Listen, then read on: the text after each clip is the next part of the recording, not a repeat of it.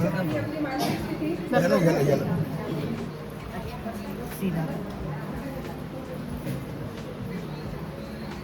या काळात आपण स्वतःकडे विशेष लक्ष दिले पाहिजे. शरीराची स्थूलता वाढू देऊ नका, कारण जितके तुमचे वजन वाढेल तितके प्रेशर तुमच्या पायावर येईल व त्यामुळे गुडघ्याचे ऑपरेशन, ओबेसिटी असे वेगवेगळे त्रास आपल्याला लागतात. तर त्याची काळजी जर आपण आत्तापासून घेतली तर आपल्याला पुढच्या वयामध्ये जास्त त्रास होणार नाही. सो स्ट्रेस न घेता मनमोकळेपणाने आपलं आरोग्य सोबत घेऊन छान आपल्या शरीराची काळजी घ्या. या मधल्या टप्प्यात कोणाला सुना आल्या असतील, नातवंड झाले असतील तर हा काळ संपूर्णपणे त्यांच्या जगण्याचा आहे. समस्त आजी पणजी होऊन आपल्या सुंदर आयुष्याचा उपभोग घ्या. आणि आता लास्ट टप्पा म्हणजे वृद्धावस्था. आपण आयुष्यभर केलेल्या कष्टाची गोळाबेरीज म्हणजे वृद्धापकाळ. या काळाची एक गंमत असते, ती म्हणजे आपण एकच वर्ष पाळायची देरे हरी खाटल्यावर बस. जमेल तेवढा हलका आहार, थोडंफार फिरणं आणि देवाच्या भक्तीत मन रमवणं बस. अशा या तीनही स्टेजमध्ये स्त्रियांनी कायम सक्षम राहावं लागतं. जर त्यांनी आपल्या तारुण्यापासूनच स्वतःची काळजी घेतली तर ते त्यांच्या पुढील आयुष्यासाठी खूप लाभदायक ठरेल असे मला वाटते. तर मैत्रिणींनो, स्वतःसाठी जगा, आपल्या आरोग्याची काळजी घ्या, योग्य आहार घ्या, व्यायाम, प्रसन्न ठेवून काम करा आणि आपल्या कुटुंबाची काळजी घ्या, पण सोबत स्वतःची देखील घ्या. थोडं स्वतःसाठी जगा, एवढंच मी तुम्हाला सांगू इच्छिते. आणि आजच्या या वुमन्स डेवर मी एक कविता लिहिली आहे, ती तुम्हाला वाचून दाखवते.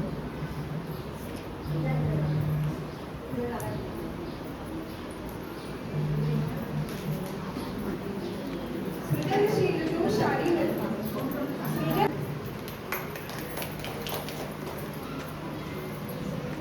आता तुम्ही इथे सगळ्यांचे कोणाकोणाचे छोटे छोटे मुली बघितले तर कविता कोणी काय गाणं आहे.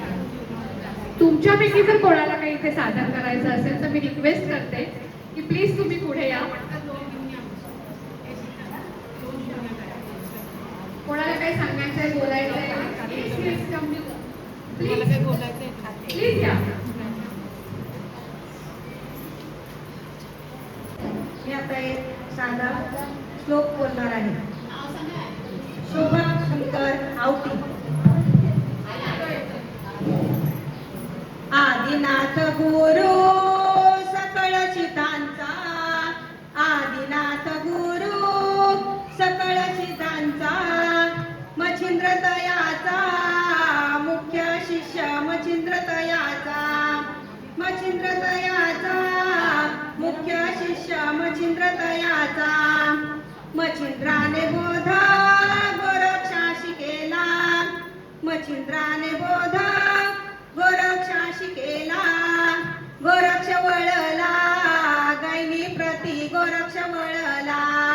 गोविले ज्ञानदेव सार, ज्ञानदेव सार, जोडविले ज्ञानदेव सार.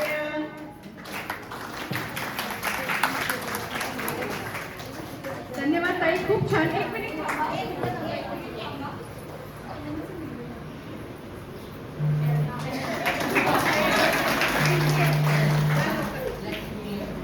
खूपच असं अजून मला कसं वाटत असेल, जाऊ की नको, जाऊ की नको, जाऊ की नको, तर जाऊ का असं आलं की तुम्ही थांबा आणि उभे राहा. नको पर्यंत जाऊ शकते. ऐहिक सुखासाठी जशा आपल्याला बऱ्याच गोष्टी आवश्यक असतात, आपल्याला गाडी लागते, अन्नधान्य लागतं किंवा व्हॉट एव्हर आपल्याला लक्झरी.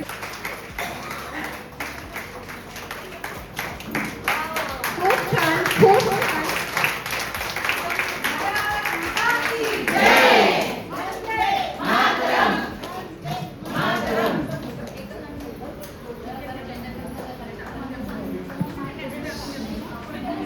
बघते खूप आमच्यापेक्षाही शक्तिमान, ताकदवान, उत्साही तेच आहेत. महिला दिनाच्या तुम्हाला सगळ्यांना माझ्याकडनं खूप खूप हार्दिक शुभेच्छा. आजची गरज काय, प्रत्येक स्त्रियांनी आज काय करायला हवं, वेदाचं पठण करायला पाहिजे, गीताचं पठण करायला पाहिजे, संस्कृती वाचन करायला पाहिजे, रामायण वाचन, महाभारत वाचन, दुर्गा सप्तशती, श्री गुरुदत्त चारित्र पाठन, तारा, मंदोदरी, द्रौपदी, अहिल्या, सीता यांचं वाचन. त्या स्त्रियांनी काय काय केलं यांचं वाचन संत मीराबाईंनी आपलं राजमहल सोडून गल्लोगल्ली श्रीकृष्णाचं भजन करत करत सगळ्यांसाठी कृष्णाचं देव कसं देवाचं नामस्मरण करायचं हे सांगितलं. संत जनाबाई काम करत करत अभंग गात होते.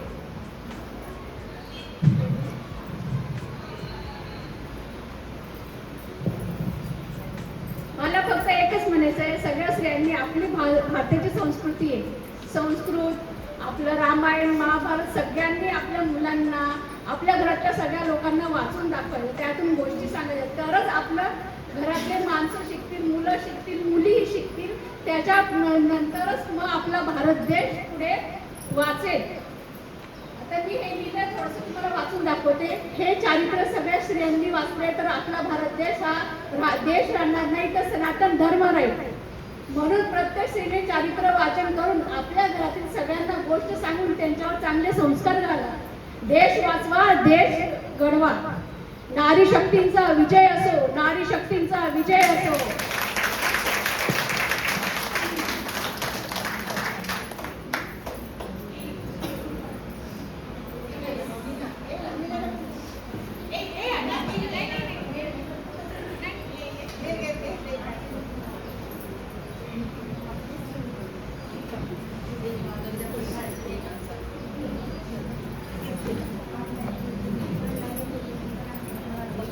इथे उभं राहून आज पहिल्यांदा स्टेजवर उभं राहण्याची भीती वाटते, कारण माझ्यापेक्षा कितीतरी श्रेष्ठ महिला इथे उपस्थित आहेत. कारण आतापर्यंत मी जेव्हा उभी राहते ना स्टेजवर, तेव्हा मला भीती बिलकुल वाटत नव्हती. पण आज तुमच्या सगळ्यांसमोर थोडीशी नर्वस आहे आणि मला समजत नाही की मी एक्सप्रेस कशी करू. पण मी एकच सांगते की मी शुभांगी बिहाडे. खरं तर मी फक्त शुभांगी बिहाडे नाही, टीचर नाही, कोणीच नाही. तुमच्या समोर फक्त शुभांगी म्हणून बोलते, कारण तुम्ही ज्या स्त्रिया आहेत ना, ज्या सकाळपासून संध्याकाळपर्यंत ज्या जगाला जगवण्यासाठी प्रयत्न करतात, त्याच्या समोर मी शून्य आहे असं मला खूपदा असं वाटतंय. भरपूरदा आता मी जेव्हा क्लासमधून घरी जाते ना, माझ्या ताई काकू तिथं बसलेल्या बघितल्या, खूप थकलेली असते, अनलिमिटेड थकलेली असते. पण त्यांना जेव्हा बघते आणि त्यांच्यासोबत बोलते ना, तेव्हा घरी जाऊन ती पोळी लाटण्यात मला मजा येते. कारण मला माहिती आहे की मी जे करते ना ते एकदम कॉमन गोष्ट आहे, पण जे त्यांनी त्या काळात करून मोठ्या झाल्या त्या ती एक स्पेशल गोष्ट मी पॉझिटिव्ह थिंग माझ्या लाईफमध्ये ठेवते. आणि मला खूप एनर्जी मिळते तुमच्या सगळ्यांना बघून, सगळ्यांना हे करून. आणि स्पेशली ह्या सगळ्या वयस्कर मंडळींना, ज्या आज्या त्या मला बसताना दिसतात, गोष्टी करताना दिसतात, खरं तर त्यांच्या चेहऱ्यावर एक खूप सुंदर असं पॉझिटिव्ह एनर्जी असते, जे आपण इतक्या काही याच्यामध्ये आपण टिपत पण नाही, लक्षात पण घेत नाही की अरे ही लेडी दिवसभर हे करून शांततेने त्या बेंचवर बसली आहे, कारण तिला माहिती आहे की तिने सकाळपासून तिचं जे काम आहे प्रॉपरली करून ती तिथं बसली आहे. म्हणजे तो जो पॉझिटिव्ह इफेक्ट तो दाखवतो ना, तो ना घेण्यासारखा असतो. मी भरपूरदा तर माझ्याच्यानी खूप जणांसोबत बोलणं पण होत नाही, मला तर अर्धे लोक कदाचित ओळखत पण नसतील. आणि कारण आपण सगळे इतके बिझी आहे की एकमेकांसोबत बोलायला सुद्धा वेळ नाही आहे. तरी मी प्रयत्न करते. मी इथून ते इथपर्यंत सुद्धा गाडीने जाते, खोटं सांगत नाही. पण तिथून ती आई आहे मायेची सावली, तिच्या प्रेमाने जग जाते फुलवली, तिच्या खुशीत मिळते शांतता, तिच्यामुळे मिळते जगण्याची शक्ती आणि प्रेरणा. ती बहीण आहे गोड मैत्री, आनंदात असते, दुःखात उभी राहते ठामपणे. एक कधी स्वतःचे दुःख लपवते, पण इतरांच्या डोळ्यातील अश्रू पुसते, जसं आपण रोज करतो. ती पत्नी आहे आयुष्याची साथ, प्रत्येक वळणावर देते धीर आणि हात, घरात देते प्रेमाची ऊब, तिच्यामुळे घर बनते सुंदर नंदनवन. कधी स्वप्न स्वतःची बाजूला ठेवते, कुटुंबासाठी सर्व काही सहन करते. अडचणी संकटे हसत हसत झेलते, तरीही चेहऱ्यावर हसू ठेवते. आज आजची स्त्री फक्त घरात नाही, ती आकाशात स्पर्श करते. शिक्षण, काम, कर्तव्याच्या जोरावर ती जगात आपली ओळख निर्माण करते. तिच्या धैर्याला, कष्टाला, त्यागाला आज करूया मनापासून सलाम, जे रांगोळीमध्ये लिहिलंय आपण. कारण स्त्री नसली तर हे जग नसतं. तिच्यामुळे जगात जीवनाला मिळतो खरा हा अर्थ.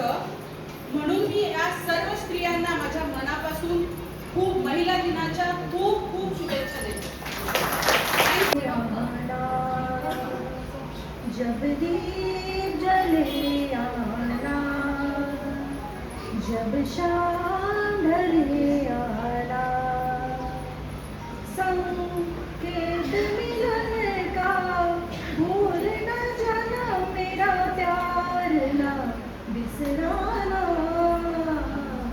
जब दीप जले आना, जब शाम ढले आना, मैं पलकन डग रघुहार.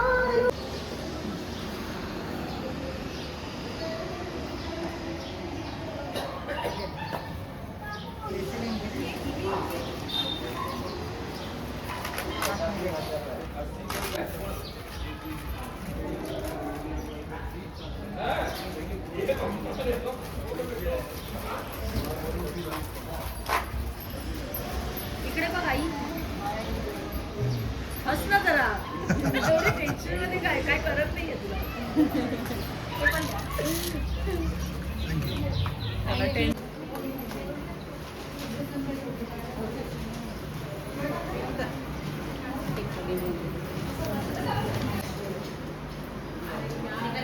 टाळ्या टाळ्या टाळ्या टाळ्या.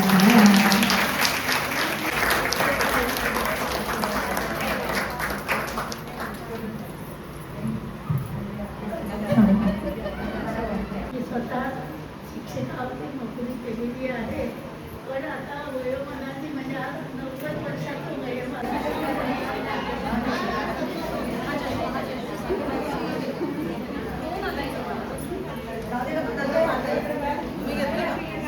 आता नंदिनी जलाल, नंदिनी जलाल आलेले आहेत का?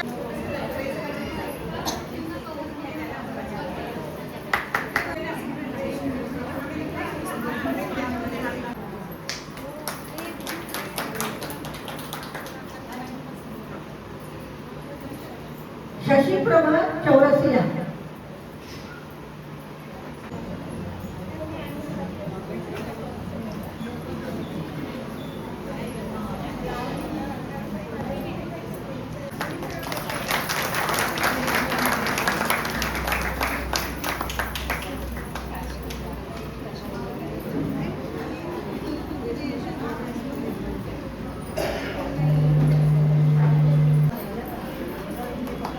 टाळ्या टाळ्या टाळ्या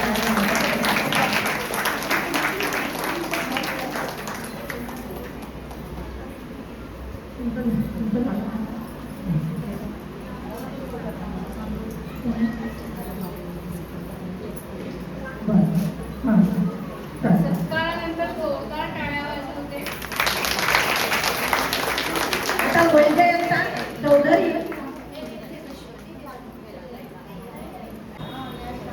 इथे थांब ना. हां.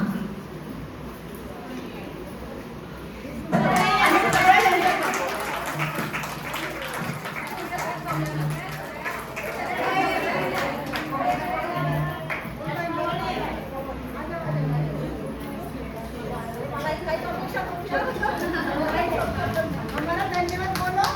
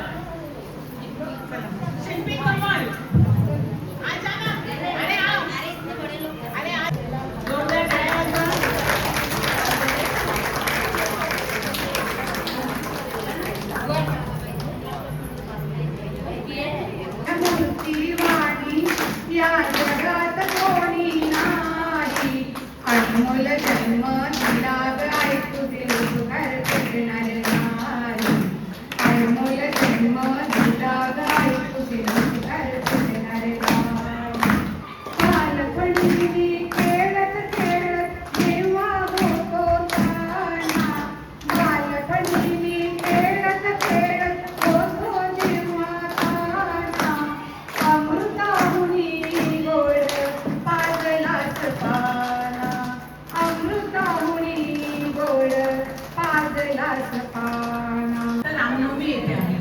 तर आता आम्ही रामनवमीपासून म्हणजे गुढीपाडव्यापासून ते रामनवमीपर्यंत चढत्या क्रमाने रामरक्षा, मारुती स्तोत्र, आणखी इतर काही म्हणणार आहोत.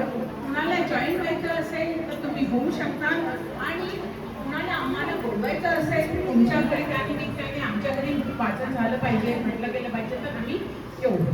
त्याच्यानंतर अधिक महिना येतो, तर आम्ही अधिक महिन्यामध्ये विष्णू सहस्रनाम आणि पोथी वाचन, अधिक महिन्याची पोथी वाचन घेणार आहोत. तर सगळ्यांनी नावं द्या. आणि अशा प्रकारे मी आपला कार्यक्रम समाप्त करते. आता कॅटवॉक नंतर काय करते.